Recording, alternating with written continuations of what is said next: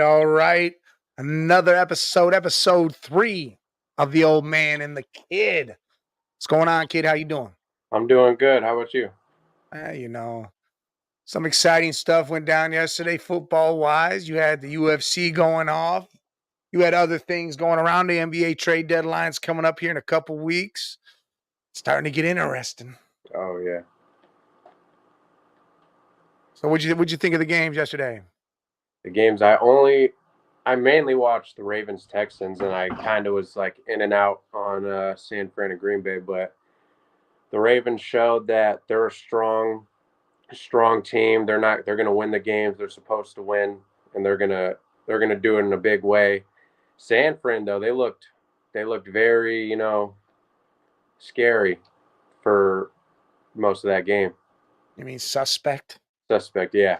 I was trying to find the word. And they weren't scary at all because Green Bay was not scared of them boys.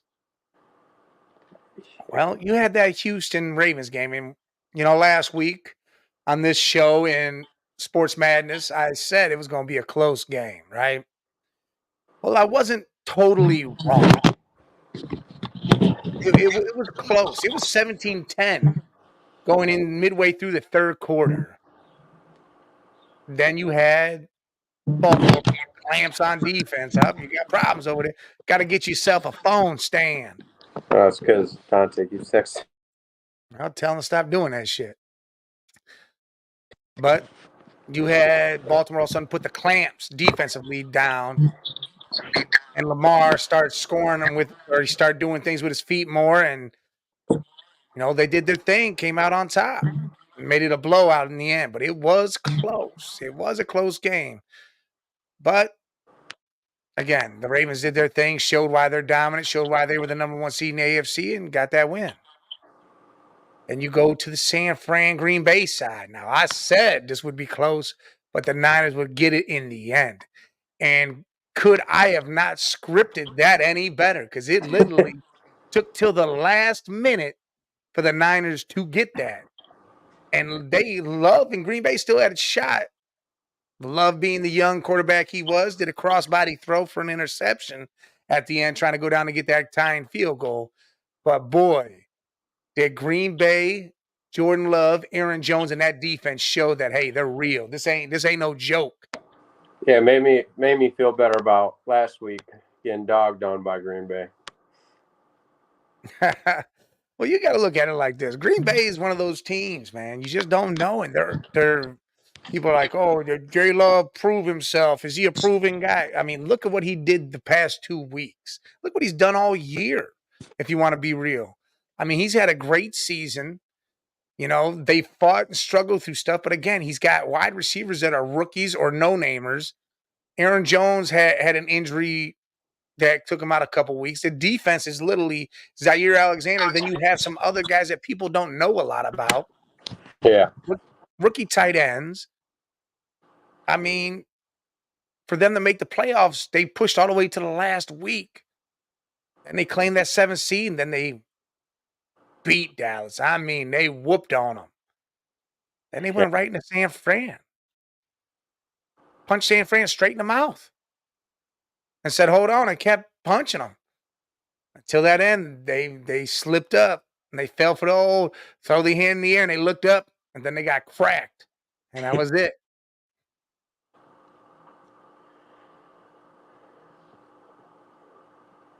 You talk? I'm pretty sure Dante's not showing up for this one, so it's me and you this one. Oh, all right. No Dante, huh? All right, well, still, all right. So those games happen. You have the Niners moving on. You have the Ravens moving on. So both number 1 seeds do proceed to go to their championship games. Today we have Kansas City, Buffalo, and we have Detroit, Tampa. How you feeling about that KC Buff game? I'm feeling they've met up in the playoffs two or three times. Was it? How many was it so far? It's right around there. Yeah, but every time Kansas came on top. But I think this is the year that Buffalo is going to take them out in the playoffs finally after meeting so many times. I just think this is the weakest. They're still a good team, but I think this is the weakest we've seen Kansas in these past seasons, and I think Buffalo is ready to go. Finally, they're finally getting everything mentally in check now, and they're ready to go in there and take on Kansas, and I think they're going to beat them. Think it's gonna be a close game, or you think they just put an ass whipping on them? I think it'll be close at first, maybe for like half the game, and then we're going to see Buffalo start pulling away from them. Oh, all right, all right. You know, how I feel about this game is the Chiefs have had a rough year. Mahomes has had a rough year. They don't have a whole lot of playmakers besides Kelsey. I mean, you got Pacheco and, you know, Rasheen Rice is starting to come around, but you don't have a lot going on there. Their defense is sneaky good. Mm-hmm. Like they show up, and when they show up, they could be real good. And you know, I had that hot take at the beginning of the year about Buffalo, even making the playoffs. And again, what did it for them was what they did in the last month of the season. They all of a sudden, it was like all of a sudden Josh Allen, something happened. He sneezed and he went to wipe his face off in his jersey. And he happened to look back and he saw somebody standing back there behind him. He was like, hold on, there's a dude back here. Why don't we use this guy? Who is he? Oh, he's James Cook, the running back. So they started handing the ball off all of a sudden, and he's getting 150 yards, damn near 200 yards a game, and it changes the whole dynamic that Buffalo is. Like last year, didn't know how to use the running back, looked like shit. And I don't want to hear people say, well, they didn't have one. Singletary was a good running back. He's in Texas. He's on Houston right now. He was doing good this year with Houston. They had 3 different dudes. They even had James Cook last year, and they just, again, they forgot he was standing there. Maybe it's because, you know, Josh Allen's like 250 and 6'5", and you can't see behind him really, but still started handing the ball off. They started doing good. They don't have to rely on that defense as much, you know, because the defense isn't top tier, and they got some injuries. So now they can let the run game do some work without Josh Allen putting himself in jeopardy of being injured. Yeah. So that's a difference. And I think that's going to be the difference in this game. Plus, it's in Buffalo. Bills Mafia will be going crazy, jumping through all sorts of tables, whether they're on fire or not. They will be going nuts. And I think they do pull it out. And I think they face Baltimore in the AFC Championship game. Yeah, and I think you're spot on with James Cook too, because I had him in fantasy, and I was getting so mad just because the Bills were not using him, and every time they used him, he did good and put up numbers. Since, like you said, they finally decided to use him, and now they look like a full unit now, finally, all together.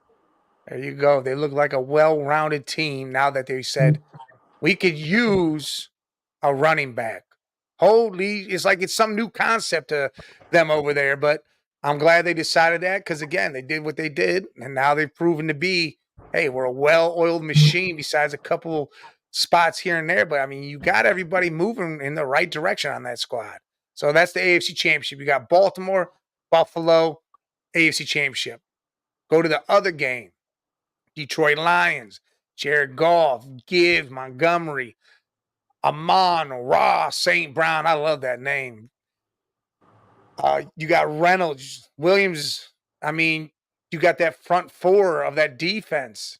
And I mean, listen, you can't name the Lions without saying Dan Campbell. I mean, literally, Dan, I'll kill you, Campbell. That is crazy to me. Like that dude, that's what he's about. And they faced the Rams, go head to head with Stafford and McVay last week. They pull it out 1-point win. People are saying they're dirty, crazy hits, all this other shit. Which I mean, that all get rectified. But right now, the game they're in, they're playing Tampa in Detroit. This is happening now. Yeah. Go to the other side. You got Baker. 4 teams in 1 year. You're like, oh man, what's gonna happen? Is he on his way to the XFL where he can go grab his balls and fucking cuss everybody out and have a good old time and be the face of that whole situation? And which would be great. And I said that's where he should go. Or what's gonna come of this? He decides to take that job, have a hell of a year. I mean, a hell of a year. Comeback player of the year type stats putting up. I mean, for real. You got Evans, you got Godwin, Rashid White. That defense is sneaky good. I mean, they look real good over there. Antoine Winfield Jr., who they snubbed at first, but now they brought him into the Pro Bowl. Devin White, that linebacker core, great. Todd Bowles is over there like, oh, man, I did something. Something happened here. And they went on and they beat Philly up. I mean, they just beat the hell out of them birds. Yeah. And here they are now facing Detroit. How do you see this one turning out? I see. No, I'm riding very, very high on Baker. I mean, I wouldn't say skill wise, he might not be the best QB, but I don't think there's another quarterback in this league currently that is matching his intensity and hype and just getting the whole team ready to go out there and bust some ass. And I think they're going to go take on Detroit, and I think we're going to see a big upset. Everyone's riding high on Detroit, but I'm riding high on Baker and that Tampa team. Ooh, taking Baker to make the NFC Championship game, huh? Yeah, I think it's going to be a close game, too. I don't think we're going to see any blowouts. I think it's going to be close either way it goes. Is it going to be high scoring or is it going to be? I think, yeah, I think we're going to see some high scoring in the game. You know what? I'm going to go against you. I'm taking the big D. I'm taking Detroit. I think Goff and them are ready. I mean, they got 2,000-yard rushers on that squad. They are totally the opposite of what Buffalo is. They will turn around and give 500 balls to them running backs and allow them to do their job or throw it to them, one or the other. And they make it work with Gibbs and Montgomery, and they show how a two-headed monster could benefit you. And again, equal, both 1,000-yard rushers. It's crazy to have that. And then Amon-Ra St. Brown, that dude catches everything. Quick, great route running. Again, you got Williams and Reynolds. That stuff, I mean, it's crazy. Goff showing that he is this quarterback. This is the quarterback we all thought he could have been, when he was with the Rams. And now he's showing it. He's showing it truly right here. And you got Hutchinson. You got that defensive line. I got to go with Detroit. I think it could be close, but to be honest, I think this is the one game that could be a blowout. It could be real close, or it could be just Detroit puts a mud hole in that ass because the lights get real bright and things change over there for Tampa. Because they weren't supposed to be here either, but things change. Go either way for me, but I still think Detroit gets it no matter what. And I think they move on to play San Fran, and that NFC Championship game is going to be wild. Both these games are going to be wild. If it's Buffalo, Baltimore, or if it's KC, Baltimore, it's going to be wild. And I think this has been the best football season in a whole that we have seen in a while. Yeah, I'd agree. I mean, I love it. I love how you didn't have that one team you could say, yep, they were doing everything. And then when you did have that one team you were saying they were doing everything, all of a sudden, what? Oh, look at that. It's my man, Gary. Gary. It's from work, man. Hey, thanks for stopping by and watching. Appreciate everything. But I truly believe this has been the best year. And next year can only get better. The slew of young quarterbacks coming in the league, teams just constantly getting better. Everything's changing. It's all changing. I mean, you got some head coaches that just got in place, Pierce, they signed him. And the Raiders are keeping their man because Max Crosby and Devontae Adams said, hey, we're out of here. Yeah, they're big on him. F you and this whole damn organization if you don't keep the guy we want. And they kept him. And you know what he did? What he did showed the maturity and experience level with AP. He said, I'm going to bring in two coordinators that know more than me, that can teach, that I trust and believe. He says he wants to bring in Tom Coughlin. What Tom Coughlin do in his years? He damn well beat Brady twice in the Super Bowl with Eli Manning. Had Antonio Pierce on the defensive side. He is a mastermind when it comes to offensive schemes, can do all sorts of stuff. He wants to bring him as the OC. And who does he want to bring as the DC? someone that's been in this league for a long time, was the DC coordinator when the Ravens won the Super Bowl back in the day, when they won that first Super Bowl back with Ray Lewis and Ed Reed, with Trent Dilfer. Then he coached for 15 years for Cincinnati Bengals. Had that team firing on all cylinders. Just couldn't get over that hump. Marvin Lewis. Ooh. He said, I want experience around me. He knows he's a young, inexperienced coach. He wants that experience, and he's going to bring it. How do you feel about all that? I feel like that's really good too, because I feel like nowadays the head coach is either he's on top of being the head coach, he plays the one of the coordinators too, either defense or offensive. And I feel like not a lot anymore. We see a team that has two coordinators and a head coach, and I feel like this will work out really well for them. I feel like they got a really good coaching staff over there now. And I agree. And what he can do is he could be Suge Knight. He could just handle all the head coaching, go out there, whoop a player's ass, get in someone's ass, pump this team up, and let the coordinators, he can trust the coordinators to do what they need to do. And that's great. And I love that. I absolutely love that. So AP got hired. You still got everybody out there looking. Harbaugh, Belichick. They got interviews, Chargers, Falcons, all over the place. Seattle's still doing their thing. Whatever. Everybody's happening. All this stuff's happening. You know, the Browns fired everybody. Get out of here. We're not. Kept Schwartz, kept the wide receivers coach, you know. But you know what I'm looking at here? I'm trying to look at what would the Browns do for an OC? What should they do? And Washington is they're bringing in a new coach. Now, is Eric Bieniemy going to be gone? Is he already gone? Why not bring Eric Bieniemy over here for OC? You bring him in. That's the one guy that started this whole Deshaun Watson shit in Houston. They wouldn't bring in Bieniemy when he specifically said, bring that man here. We will win. We will do this. That's what made him want the trade. That's what made him want out of Houston. You could bring him here. He knows how to deal with Watson, knows Watson's game plan, and hey, makes Watson happy. Yeah, I like that. Or you saw him last night. Brian Kubiak, offensive coordinator for the 49ers. Who knows if he'll want to go, like that, but he might want a different opportunity. He's working on that offensive side over there. Him and Stefanski work together because Stefanski is part of the Kubiak tree with Gary, his father.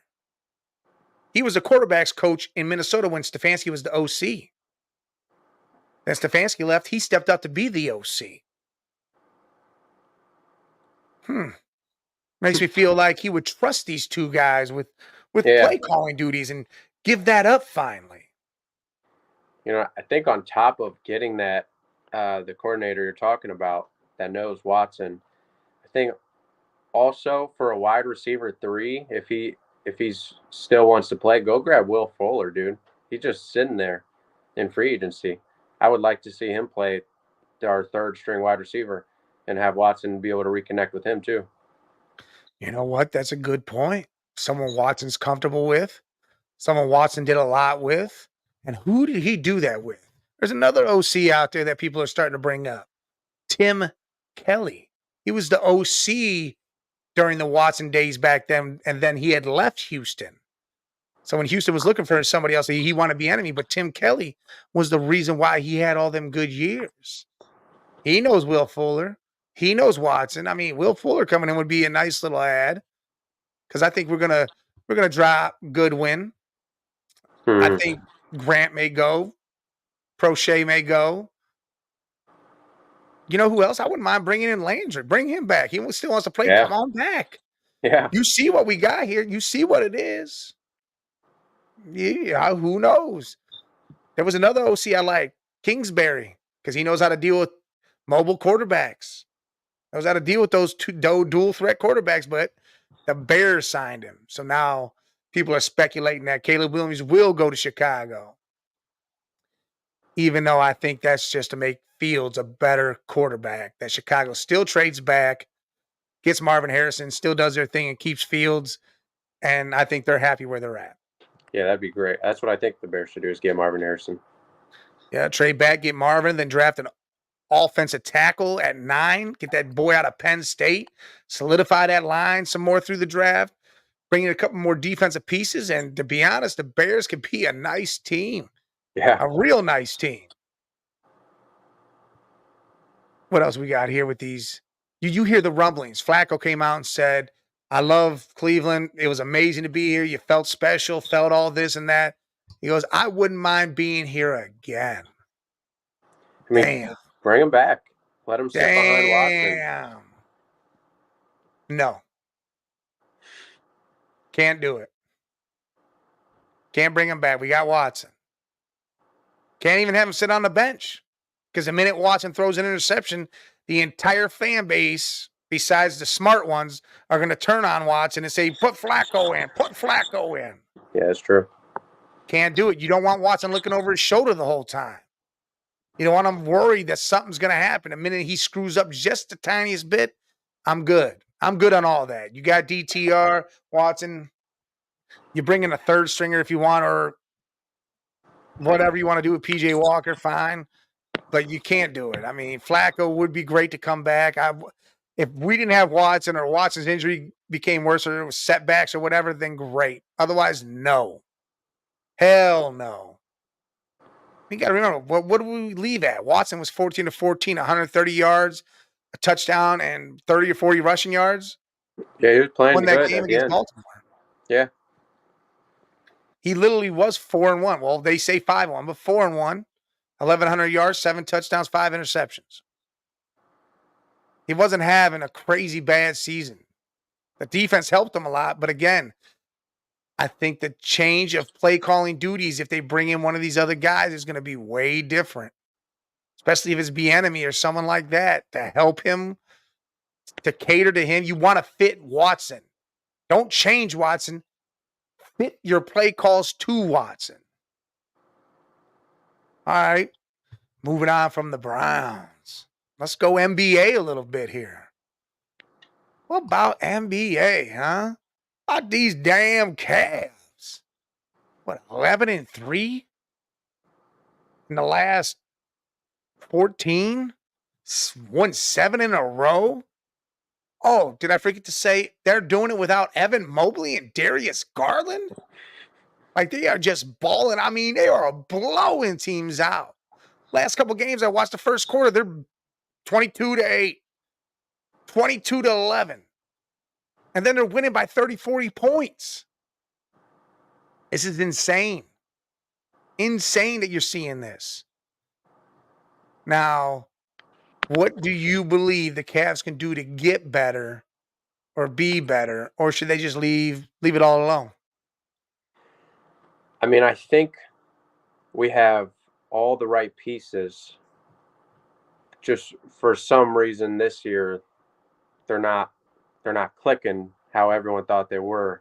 But I still think we should just leave it alone and continue to just try to work it out together with this team and make no changes because we have a deep team too. As you see, like I said, Evan Mobley's gone, Darius Garland's gone. We're still playing at a high level currently. And it's just there's just no way that it can't get better with them playing. You know? I mean, they played at the beginning of the year and it all didn't look good. I know. So you think we should stand pat? You know, this is Mitchell. After this season, he's gone. Mm-hmm. Stand pat. Don't change anything. I mean, maybe the only thing I would look at is maybe trying to turn Mitchell into another nice piece that can just fit in the system so that Garland, Mobley, and the rest of the guys are able to come into more of their own, which is what I think they want to do. And the problem is they can't do it because we got so many guys here capable of going off in any night and want to be the leader and want to take over the game.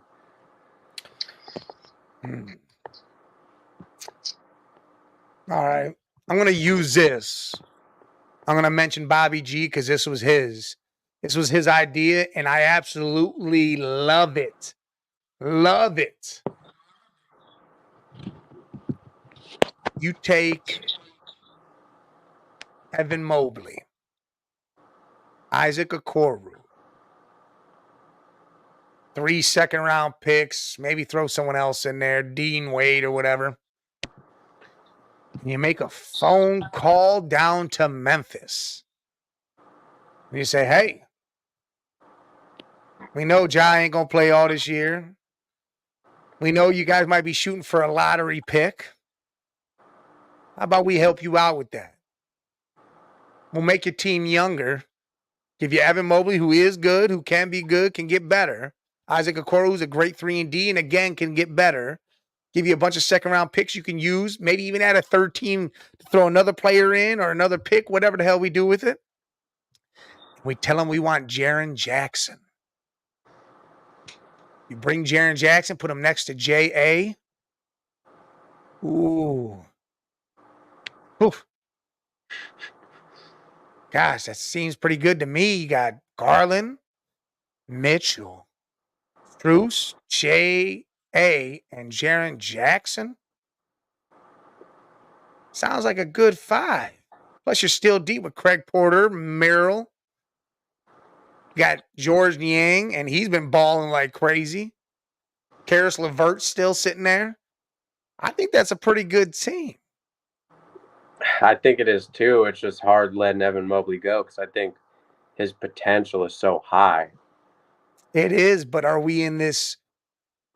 We want to try to keep Mitchell stage, or are we not going to care if he walks away and then we go back to the bottom of the East? Because if we bring Jaren Jackson in, right now we're the 4th seed. Mm-hmm. We bring Jaren Jackson in, that changes a lot. That might propel us above some teams. Make us better. Make us be able to deal with Embiid if we got to face him. And you got J.A. and Double J. Defensively, we are shut down there. Jackson's reigning defensive player of the year over Evan Mobley. And then you got J.A. playing some of the best ball ever. Ooh. I'm all right with that move, and I'd be happy with it. There's some other moves that can be made around this NBA. Who else would you like to see make a move to better themselves? You know, I haven't watched much basketball this year because I've been riding high on NFL. For like the first time ever, I've watched more NFL than more than NBA. But I have been watching, keeping up with everything, Dallas Mavericks. And I think, I don't know, there's got to be some move. I want to get a center in Dallas and be able to move Lively up to the 4. Because right now, the Mavericks are just lacking a big, tall, strong center to go down there and do a bunch of dirty work. Need a center, huh? Yeah.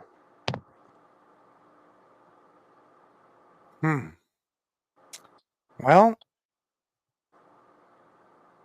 trying to think of what they can do here. Let me see. I think maybe they get involved with. I kind of want to say Atlanta. I want to say Clint Capella. Yeah. Somehow get them to move off them. But they're already going to be in their own trades with DeJounte Murray. DeJounte Murray, I mean, he's going to be going somewhere. Now that's going to be a big thing there. Where's he going to go? Who's going to get him? You got people throwing names out there. Oh, what about the Lakers? Is Zach LaVine going to go there? Or is DeJounte Murray going there? Or where's Murray going? What about the Warriors? What about this? What about, come on now, the Knicks. Where do you feel DeJounte Murray's going to go? I don't know. Honestly, I was looking at a lot of stuff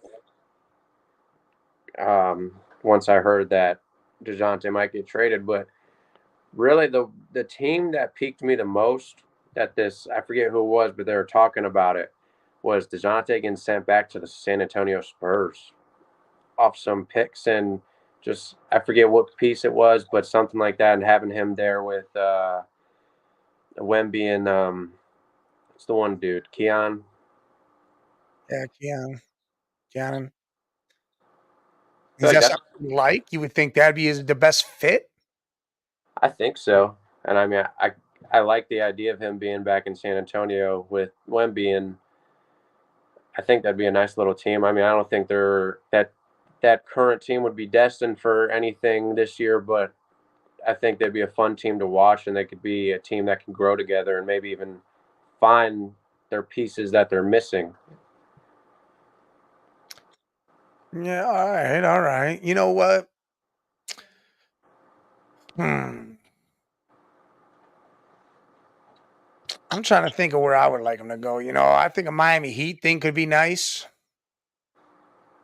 Put him down there, send Hero, some other pieces up to Atlanta. Let Murray run the point. Mm-hmm. Yeah, Or even if so, they could do that. Get Murray. You got buckets. Yeah, Miami could be a nice place. Who else? Who else that I think would be nice? Just talking about it, I can't. Trying to think about it. Been on all these damn shows. I'm trying to figure out who the hell I was talking about. Uh, but no, I like the Heat. I think the Heat definitely need to make a move. They need to get a point guard. They need to get something else to help buckets. A point guard would be real nice. I mean, Murray's a shooting guard, but I think you but can play the point. I think he could play the point too, and I think he'd be okay with that. I also believe they need a point that doesn't care about scoring too much because of Jimmy buckets. Yeah, But if Murray's in there, I think Murray will still do his thing. I mean, you could do a Hal Burton thing. You can score 20 and have 20 assists. I mean, they can do that because, I mean, buckets could still get 20 something. Bam, still have 20 something. Again, you still do your thing. You still have a decent team. I think that would be a nice fit for him down there. The Suns are still looking for a point guard. But let's go back to the Murray thing. You had a deal or no deal that involved Murray. Put that up there and let's see what we got. Let's see what we got. We'll see whoever's watching. Listen, if you're watching, jump in the chat. Let us know what you're saying. Let us know how you feel. Look at this one right here. We got the Hawks. Will be receiving Tobias Harris, Jaden Springer, 3 first-round picks. And the Sixers get Bogdanovich, DeJounte Murray, and Sadiq Bey. yeah. Ooh. That would be a crazy trade. In this instance, were the Hawks and the 76ers called us. The Hawks called the 76ers? No, the 76ers called the Hawks. 76ers called the Hawks. And this trade works out? Yeah, that's what it came as a success. It did. I don't even see if it says it. Usually it says that. I didn't see it. Hmm. You know what that mean? What? Who's running the point? Yeah. Maxey, Murray, and Embiid. Hey, maybe. Then the Hawks get 3 firsts. They can pump up their team. Problem is they don't get a first this year. Their first come in 2 years. And then 2 years that I think that's where the problem may lie with them. They may want capital now, unless they're going to take those first and trade them to get someone else put on that team. I think that trade's a nice trade for Philly. Yeah, me That's too. a hell of a trade for Philly because Bogdan could start. You put him and Murray right in the starting rotation. Mm-hmm. Boom. I mean, that team would be a nice team. That would be a nice starting 5. All right. All right, go ahead and take that one down. I don't think you've got another NBA one. No. All right, we have to work on some more of these NBA ones because it's coming close. I'm gonna have to get where you do that at. I'm gonna have to go in there and try to do some things on my own. Well, to touch on that real quick, for me, if I'm the Hawks, I'm taking the deal. If you're the Hawks, you're taking the deal. 'Cause if I'm the Hawks GM and Philly called me about this, I'm taking the deal. And why is that? I just think there's a lot. For one, Tobias Harris, I think that opens up Trae Young to be more of himself out there, and it also spreads. That's a good pairing with Clint Capella, I think. And Tobias Harris, for me, is a very underrated player, and I think he's more valuable than people think. And those picks are very valuable, whether you want to use them later when the time comes, or if you want to send them off in a big deal to get a big player there. All right. I can see it going both ways. I think Philly wins out that deal because that'd be a win now thing for them. Yeah, They'd be set to go to the finals now with that 5, and they'd be good. They'd be real good, I think. yeah, for sure. All right. Well, what do you do that on, ESPN or something? It's a website called Fanspo. Let me see. Fans, like fans, and then PO. Yeah, There it is. Fansbo trade. Let me see this thing. Trending players being traded. All right, how do I do this shit? Where do I go? Oh, you got to add your teams and stuff. Let's see. We're gonna do one right now. We're gonna do one right now. Let's do it. We're gonna do the Miami Heat. How do I put them on there?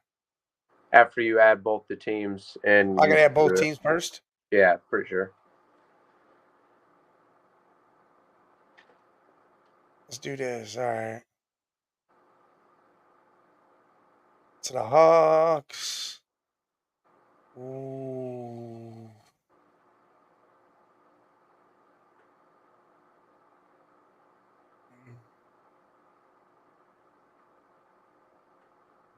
See, you got to think about this one. This would be crazy. I'm gonna have to do this another time. I'm gonna keep that. This is gonna take a little. I gotta put some thought process in that trade. You got any other trades you think could be? NBA. Let's go deal or no deals. Let's see what else you got for the deal or no deals. So this one's jumping to NFL here. To the NFL. What we got here? Cardinals, Falcons. So the Cardinals get a second, a fifth this year, and then they get a third next year. The Falcons get Kyler Murray and a sixth this year. In this situation, we're the Cardinals here. Falcons called us. Cardinals called the Falcons. Falcons called the Cardinals. Or Falcons called the Cardinals. Damn. I don't know if the Cardinals do it unless they pick they want a quarterback in this draft. But you're saying the Falcons don't have to give up their first this year either? That's insane. If this trade could happen, this is a trade for the Falcons. Even though people aren't high on Kyler, I mean, I'm not big on him either, but he's a good quarterback. He's not an elite quarterback. He's a good quarterback, and I think that'd be change of scenery would be great for him. And they still keep their first round pick, and I'm using that pick because it's top 10. I'm going to get I'm getting Neighbors or Romeo Odonzi or however you say his name from Washington.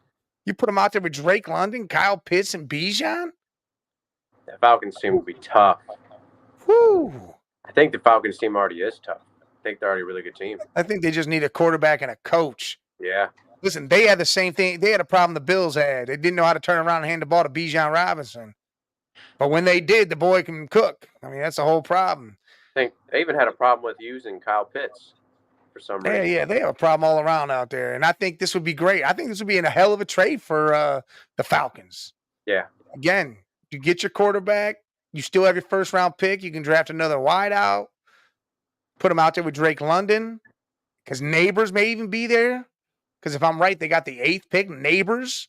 Get that boy from LSU. Or again, you can get that boy from Washington, Romeo.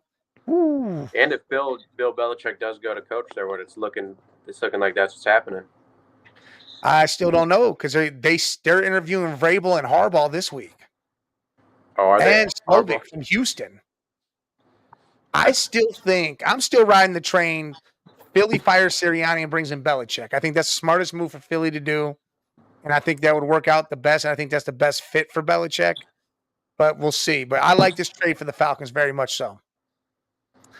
You get any more? Yeah, we got one. We got one more. One more. So that's a deal. Both of these have been deals. Look at this. Look at this. You are getting rid of your boy? Who called who here? The Cowboys called them? Yeah. The Cowboys said, we're done with light-skinned Tony Romo. We're done with him. We're in the fantasy where Dallas wants to change something up and make something interesting. Holy shit. But do the Colts go for it after drafting Richardson high? Do they go for it? I mean, Richardson was injured. Dak's a proven regular season man. Oof. I don't know if the Colts go for it, but I think this would be a hell of a move. But I still think the Cowboys are risking, because you don't know AR yet. You've seen him play, but you don't know if that could be kept up or if injuries are going to become a problem, because he, again, first year already got injured and was out for the season. I do believe the Cowboys do need to move on from Dak. Problem with this is the red tape that comes with it. He's got a no trade clause. He's got some other things wrapped up in there. This could be a good fit for him, though. You go there, you got a decent offense. You got a good offensive line. You got weapons. You got weapons with Downs, Pittman, Pierce, and you got Jonathan Taylor.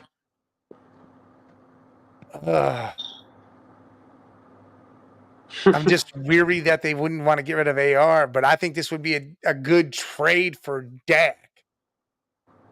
Change your scenery. You stay in a dome atmosphere. You don't got to worry about going outside. You're in a division that's relatively mediocre because the Jags are proving that they ain't anything. You're going to have to battle with the Texans the rest of the time. The Titans have fallen all the way off. Yeah. Why not pull the trigger? Pull the trigger, see what happens. I mean, if this is the only team that comes after Dak and says, we want Dak, I mean, you get AR and you don't give up your first. You still got a first. You could add a second receiver. Because, listen, my whole thing is, and I'm going to say this right now, Cowboy fans, including you, kid, Cowboy fans, you have issues. You have problems. Yes, we do. You're going to keep Mike McCarthy for his last year because Jerry Jones doesn't want to pay 2 coaches. Belichick said no to Jerry. You got Dak for at least another year. You haven't extended him yet. Got him for at least one more year. What you need to do is go out there and get a wide receiver 2. Brayden Cooks is not it. He's just not it. I think Michael Gallup's is it. Michael Gallup can be, but he's been there and they don't use him. I know, and that's the issue.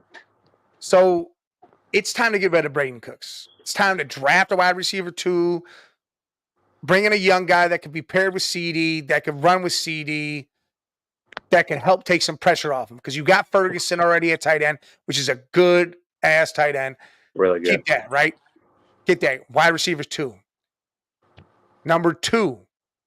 Micah Parsons is starting to look like he might be overrated.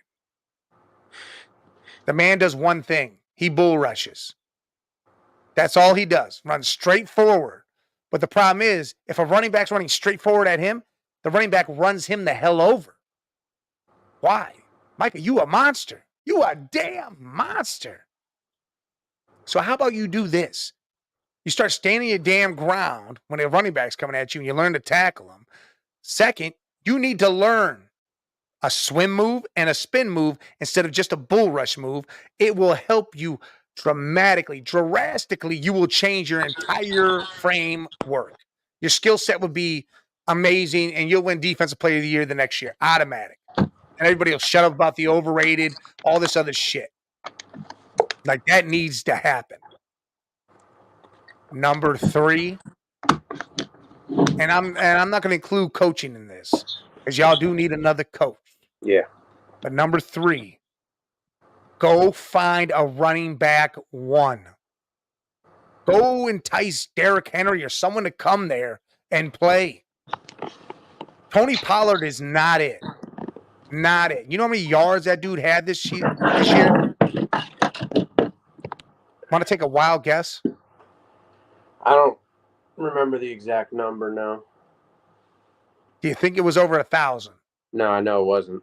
Yes, it was. Wow. By 7 yards.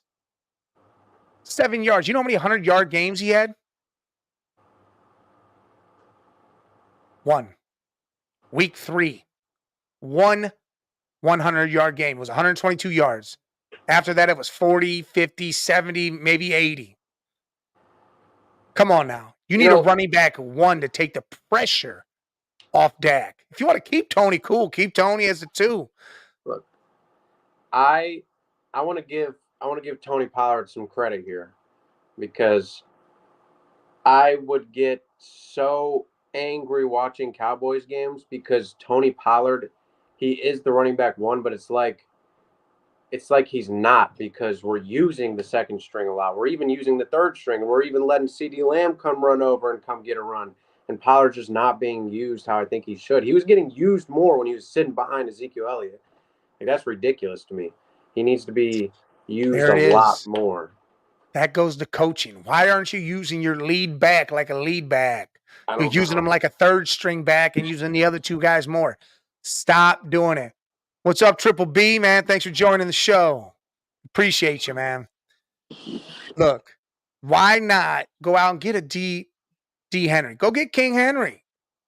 Bring him down there. Keep Tony Pollard.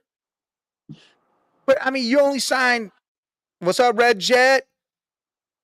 Yo, Niners, I told you they'd pull it out. Told you they would do that. We talked last night about it. But you go get like a King Henry. Oh, always going to shout you guys out. You joining the shows. Hey, look, Beautiful Bearded Bastards. They have an amazing podcast, man. Go look them up. Go join them. Go sub. Listen to what they got to say, man. They got a lot of good stuff over there, and they have some beautiful beards. Thanks. Appreciate you. But again, you get that RB1.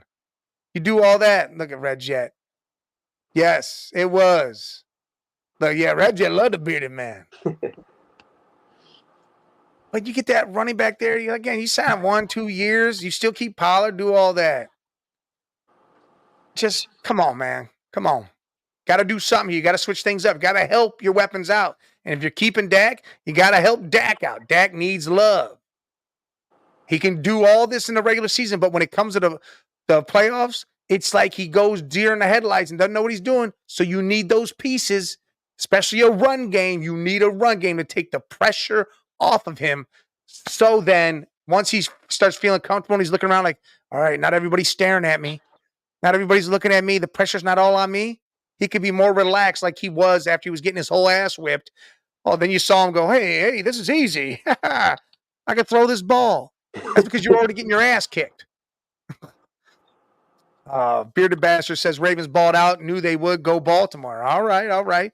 You know what? Like I said earlier, that game was close till midway through the third. And then, yes, that Ravens defense said, hey, we've about had enough of this. It's like a cat or a dog playing with a toy, you know, or they're playing around with it, batting it around a little bit. It's alive still. It thinks it's got hope to get away. And then all of a sudden, bam, smashed that damn thing and ate them alive. And it was over with. I mean, I figured the Ravens were going to do it, but it was close until, like I said, midway through the third. It was a good game. Lamar did use his feet, but they did one thing. It's one thing they did. The Houston Texans got their hands on Lamar. They did. They touched him. 3 sacks that I know of. He might have got more because at a certain point I switched off of it. 3 sacks. Texas defense what was doing their thing for a little bit there. And then, like, again, Lamar started doing his, and that defense clamped up. It's a good thing. See? Yes. Pastor saves all tied up at half. It was crazy. It was crazy to see CJ Stroud and that young team there, that young head coach, put forth such an effort against a team that's known each other, that's been there, been through it all. Just, man, that just proves to me, and listen, they might have got their ass whipped in the end. To me, that proves to me CJ and them boys down in Houston will be around for some years. They're going to win the division next year, hands down. They're going to be ready. They're going to be ready for this again. I mean, they took down the Browns, even though the Browns defense was out to dinner. They forgot they had a game. They was eating at a steakhouse or something, showed up late. I mean, it was weird, but Houston's going to be a team to mess around with, just like the Packers. Packers will be a team for years to come now. They know how to deal with their quarterbacks. You get Favre, you sat Rodgers for 3. Got Rodgers, you sit Love for 3. Got Love, and Love is balling. And that team is young. There's no way you can't name players off that squad unless you play fantasy football or you're a Packers fan. No regular dude's gonna go out there. Oh, hey, I know all their wide receivers. Who? Oh, yeah. Flacco coming off that couch and doing what he did was something else to see. You know, it just proves. Doesn't matter. Age is just a number. It's how you feel and who you are. Well, I admit it 100%. 1,600 yards. What was it? 13 touchdowns and 8 interceptions in that amount of time. That's hell of amazing. Hell of amazing. Flacco will be back, Red Jet. I don't know if it'll be with the Browns because, again, they don't want to put that over Watson's head. But I think someone's going to call him next year. Someone's going to say, hey, we could use that. We could use it. Look at it. Red Jet says Jordan Love is the truth, not the truth. But you got to think that Packers. Can you name the wide receivers on the Packers? No, not anymore. No, he's not even going to take a shot at it. Huh? I thought about someone, but I just remembered they're not even on that team anymore. Who? Alan Lazard? Yeah, he's on the Jets. Yeah. Here's the deal. I'll name them all for you right now. Yeah, I bet Red Jet's over there sweating bullets, ran to the other room to watch other TV because she didn't want to see the loss. And it didn't happen. Niners won. Yeah, I'll give you the receivers right now. It's like 1, 2 Jordans coming for you. Here's the receivers. You had Romeo Doubs. Yes. Christian Watson, which is their number 1 and didn't play. Jalen Reed. And I don't know Weeks' first name, but Weeks. And then their 2 tight ends, Luke Musgrave and Tyler Kraft. And look, Beautiful Bastard says CMC went off. He did. CMC did the damn thing. Aaron Jones did the damn thing. I mean, it was crazy, that game. Reggie says even Freddy Krueger is scared of Jordan Love. He's going to haunt some nightmares. Look, that division is going to be haunted. Detroit, your year is now. Your year is now. Jair Alexander, yes. There's Detroit better make the best out of this. Yes, they better make the best out of this year because next year, whew. Yes, CMC, he can't be stopped. Listen, and what's funny is we knew him on the Panthers. We knew he was good there. And I don't think they used him properly, or they didn't have the talent around them to help propel them. Because Cam and him could have been magic if they had other talent that could have made something of that. But CMC can't be stopped. Cannot. Like, that dude is relentless. Relentless. You know, another 49er, too. I don't know how Red Jeff feels about this Niner, but Brock Purdy, to me, he looks like just an average QB out there. Ooh. Average. I don't know. I was even defending him too a little bit because I was debating some people on Instagram, but I don't know. I was watching him that game. He just looked like a regular. He looks like a good game manager. I'm going to tell you why he looked that way. It was raining. Purdy in the rain is just scary. You just don't know. And Purdy under pressure isn't Purdy. No. Like you had the mix of both of those. You didn't just have one where it was raining or one where he was under pressure. You had them both. He still threw slang that pigskin around. He still made plays. He drove him down the field to get that win. So to me, Purdy is not just a game manager. He's a good ass QB with good ass talent around him. He's smart. His IQ is great. He did. He fought like crazy. And he has CMC right beside him, barking all the way down the field. He's got good stuff. I know you were, Reggie. Reggie says, man, I was positive it was over. She was done. She gave up. See, I had money Reggie, on you San gave Fran. up last week sometime.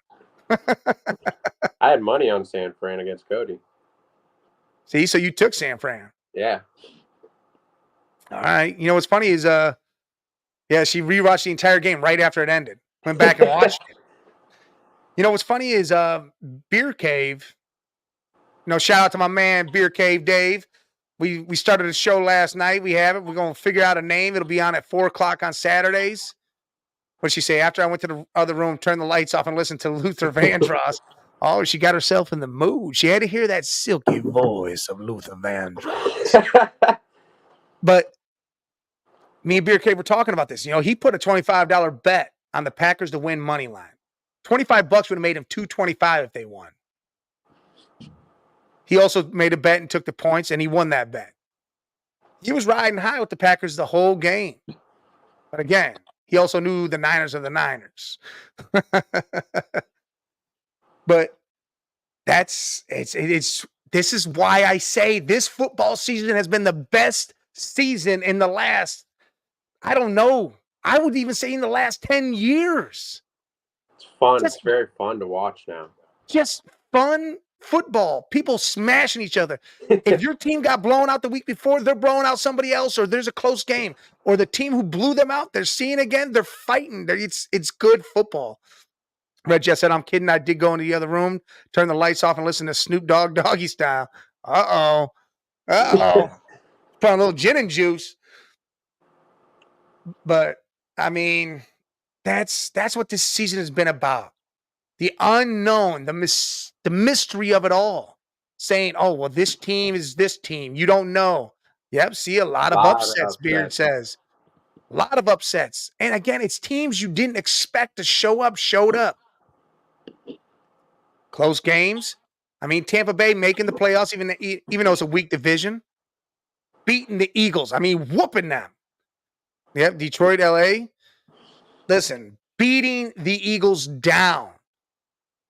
Then you had Green Bay doing what they did to Dallas and holding their own literally to the last 60 seconds of that game against San Fran. You had teams all year, the Browns and what they did, going 11-6, 23% of their roster hurt, calling dudes in the parking lot to come in and play offensive line, having 4 different quarterbacks, and still doing what they did, 11-6, making the playoffs. That is crazy.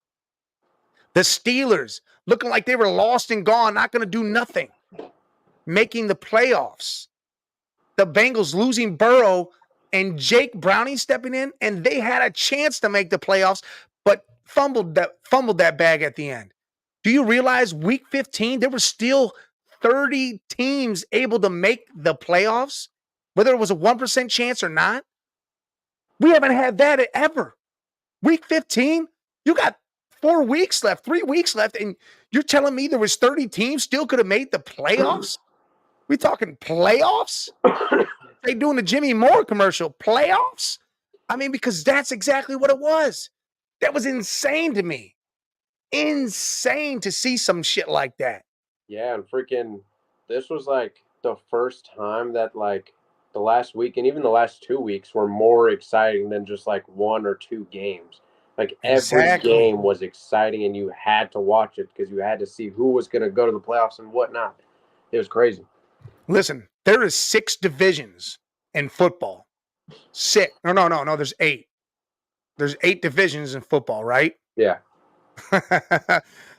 Beautiful bastards laughing about the playoffs. Playoffs?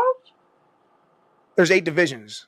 If I'm correct, 4 of those divisions were up for grabs in the last week. NFC East, AFC South, NFC East, AFC South, NFC not North but South, and what other one? The AFC East. That's 4 right there. That's 4. And to be honest, the Browns and the Ravens were still fighting until I think it was 2 weeks before the end of the season for the North. Red Jet, yeah, but you tell me right now, do you really think Green Bay would have been a 7 seed in your eyes? They're not a 7 seed. To me, they're better than Tampa Bay. I mean, they're a better team. They're better than the Eagles. If you really seeded teams out the way they are, and you did it after it all happened, Green Bay is not a 7 seed to me. But yes, they were the 7 seed. Hey, and Red Jet, that 7 seed team that almost took your team out already blew my team way the hell out of the water last week. Yeah, the kid here, he's not only a Browns fan, he's a Cowboys fan. But yeah, Green Bay showed. Green Bay definitely showed. I mean, that again, exactly. See, underrated defense, underrated wide receiver core, and everybody thought Love was going to be trash, and he came out and made love to the football game. Hey, dude, I was remember back in early on this season, and I was big on Love still, very big. I know you were too, even though Rob and Dante were both saying he's not even like a top 20 QB in the league and is not going to keep playing at this level. Yeah. I said it. Sadly, he showed it on my team, even though I was saying he's going to be playing at this level continuously. But, I mean, yeah.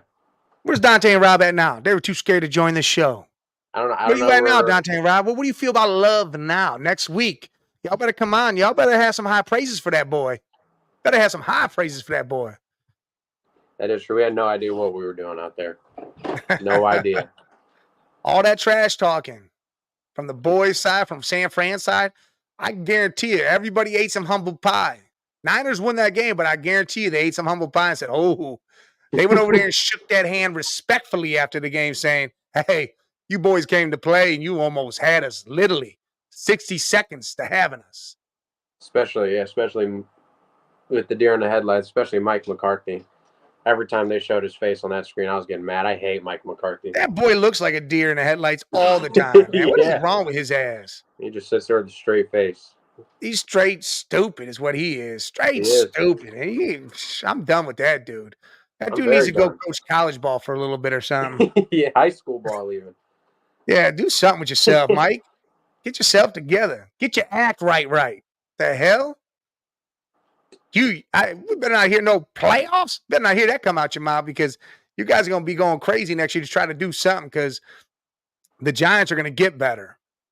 The Giants will get better. Yeah, eventually. Commanders, they will be better.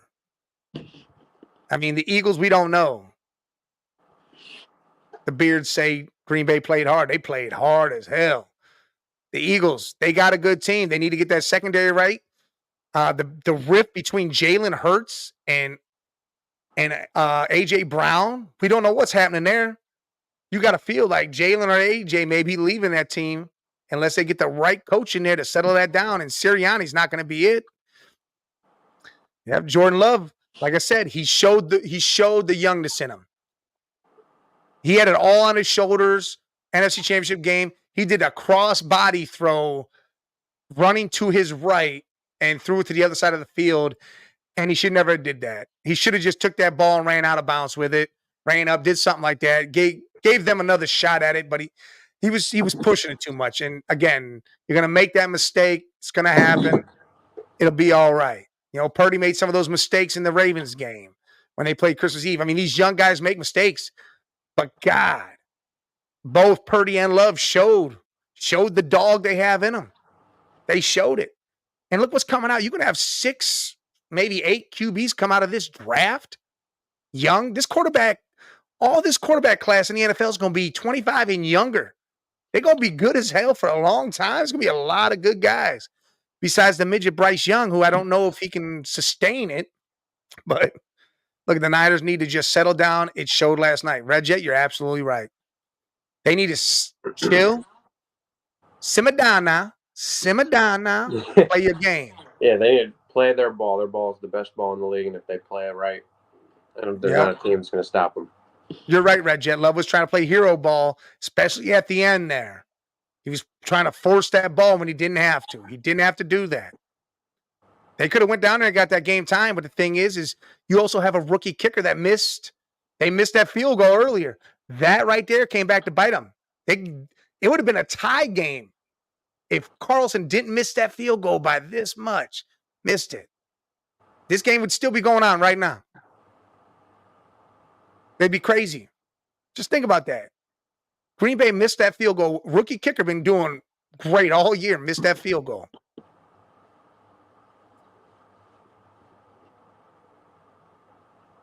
Look at this. Sonia from All Things Football from a lady's perspective. Hi, guys. Shared this next QB class is going to be everything. Sonia, I 100% agree. 100%. That class coming in and the young class we have, with Burrow, Herbert, Love, Purdy, AR. I mean, these young guys now, Bryce, Stroud. These young guys, it's going to be amazing football for years to come. I'm talking about years. I'm hoping what we had this season with how football was, the close games, the overtimes, the battling nonstop. Again, 30 teams fighting for playoff spots with a couple weeks left. I want that football every single year. That's what I want.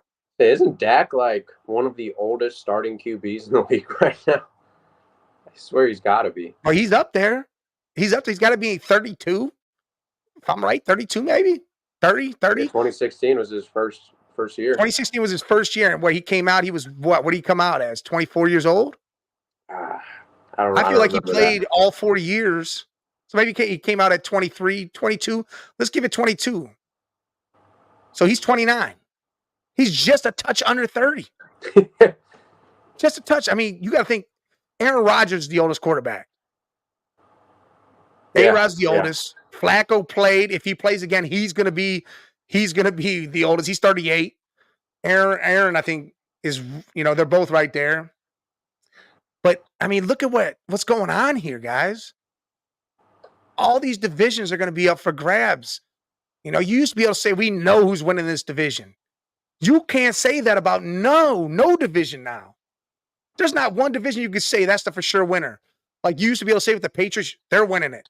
You used to be able to say that with the Colts, they're winning it. The AFC North used to say the Bengals and the Browns weren't touching or sniffing the top spot. Now they're fighting for it. This is amazing football. I mean, when you got, NFC South, 3 teams were fighting for the damn division at the end of the year. Granted, that's a shit division. They were fighting for it. I mean, Bills, Dolphins fighting into the last game. Like I said, this type of football, the AFC West, Chargers get a coach. They have a squad. They have the players. That whole division, the Chiefs are going to be screwed, dude. Denver will be the only team that's going to fluctuate a little bit because of what they're doing with Russell and how they're acting. Raiders, a quarterback away, and they better go get Russell Wilson. Go get Russell Wilson. Let AP put a little Suge Knight in him and say, hey, buddy, screw kissing babies. We're punting them. Hey, not for real, but we're punting them. Yeah. And go out there and put that fear in them players' eyes because Russell will tear apart the Broncos every chance he gets after the bullshit that happened. And he'd be a great quarterback for Devontae Adams, Hunter Renfrow, and boy from the Patriots. I always forget his name, but I know he's good. Then you got Josh Jacobs. Jacoby Myers, yes. Then you got the rookie tight end. I mean, listen, you get that going. The Chargers get rolling. The Broncos find a quarterback and do their thing. I mean, because Jared Stidham isn't going to be it. No. That whole division's up for grabs. Now it's not just the Chiefs winning it no more. You know, they're going to be battling. Can't have this shit years. You just can't have down years no more. This is going to be a battle all the time. I mean, the NFC East. You guys battled. There was 3 teams, Giants, Philly, and Dallas all made it last year. Giants fell off a little bit. Again, they're right there still. This isn't – football's becoming what football should be, not just, hey, we know each division winner before the season even starts. Mhm. This is great football, man. And again, basketball's starting to heat up. You're getting these teams that are rolling that you don't even expect. The Clippers, holy shit, they found out how to work this out with 4 superstars. But yet a lot of teams from last year returned to the playoffs this year. Yes, they did. But they were scraping and struggling to get there this year because everybody was fighting. But again, the Clippers, Paul George, Kawhi Leonard, James Harden, Russell Westbrook, who in their right mind thought that was going to work? Who in the right mind besides the GM? And Steve Ballmer, who just thinks everything works because he says it does, and he goes off and starts dancing. Russell says, hey, I want to go to the bench. Put me there. I got this. Oh, guess what happens? Kawhi and Paul George aren't getting hurt, and they're playing less minutes because they don't have to play 38 or 40 minutes a game. That team's 3rd in the West right now. You got OKC, that young squad that has $500 million first-round picks for years to come, balling the hell out with SGA and Chet Holmgren and Josh Giddey. I mean, they are balling over there. You got Minnesota. Oh, well, they found out how to do it now. Ant-Man. You got Karl Anthony Towns, Rudy Gobert. Balling. Again, the East is doing their thing. The Bucks, Philly, Cavs. And gosh, do I love the Indiana Pacers and what they put together. That starting 5 is amazing to me. And their bench, whoo. They're good. And They're a nice little team. They got a nice team. And you know who else has got a nice team? Toronto. They made those moves, right? But those guys went up to Toronto and said, we're not just packing it up. They're balling the hell out. And they are balling the hell out. Legitly balling the hell out there. And that's amazing, man. It's amazing. Sports needs to be more like this. Granted, I would like NBA to be more of a 80s, 90s type where not every little flick is a foul and everybody crying and whining. I want to see people get elbowed in the face. I want to see a little more of what Draymond does without the intentional doing it. I want to see that roughness of what the NBA used to be. I want to see big men being big men, having post moves. I don't want to see a 7'5" dude sitting at the 3-point line shooting. I mean, granted, Akeem Olajuwon probably could have did that, but he had post moves. You had Shaq who was down there. You had David Robinson. I want to see that game again. If they could bring the big men back into the NBA, I think it would be a hell of a game. I think you bring back all the old heads. I think you bring back a lot of people if you see a little old school mixed in with this high-flying new school. I think it'd be great for basketball. But all right, kid, I know you over there at your mom's visiting and everybody. Tell Gemma I said happy birthday. All Give right. little man a high five. Is Chloe over there with you? Yeah. Tell her I said hi. Tell Cody I said the Cowboys suck. Tell your mom hi. And hey, for us here at the Man Cave, for the old man and the kid, we love y'all. We appreciate y'all. And come back next Sunday, 12 o'clock. And if you're on later, 6:30, Sports Madness comes at you. And we're going to be going crazy. It is going to be madness. Who we got? Good show. Thanks, Red Jet. Salute to y'all.